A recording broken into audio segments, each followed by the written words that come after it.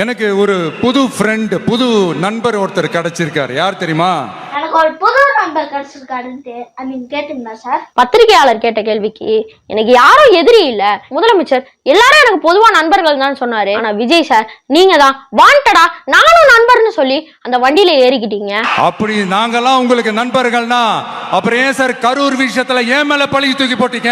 கொஞ்சம் மனசாட்சியோட பேசுங்க சார். முதலமைச்சர் அவர்கள் என்ன சொன்னாரு? எந்த ஒரு தலைவரும் தன் தொண்டரோ பொதுமக்களோ சாகிறத விரும்ப மாட்டான்னு தான் சொல்றாரு. ஆனா நீங்க தான் சிஎம் சார் என்ன பழி வாங்கணும்னா என்ன மட்டும் பழி வாங்குங்க, என் தொண்டர்களை பழி வாங்காதீங்கன்னு திருச்சி பேசுறீங்க சார். நீங்க நண்பரா அறிவிச்சவருக்கே துரோகம் பண்றீங்களே, நாளைக்கு உங்களை நண்பன மக்களுக்கு துரோகம் பண்ண மாட்டீங்கன்னு என்ன நிச்சயம்? இவன் வேற. இந்த ஆட்சி தேவையில்லாத ஆட்சின்னு விஜய் அவர்கள் சொல்றாரு.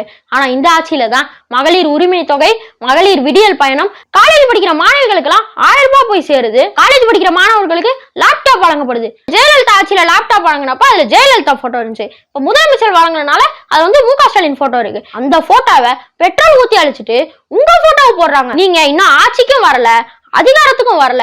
ஆட்சி அதிகாரத்துல இல்லாதப்பவே கொடுக்குற லேப்டாப்ல ஸ்டாலின் போட்டோ அழிச்சிட்டு உங்க போட்டோவை போடுறீங்களே, நாளைக்கு நீங்க ஆட்சி அதிகாரத்துல இருக்கப்போ அடுத்தவங்க இடத்துல கொட்டா போட மாட்டீங்கன்னு என்ன நிச்சயம்? பட்டா போட மாட்டீங்கன்னு என்ன நிச்சயம்?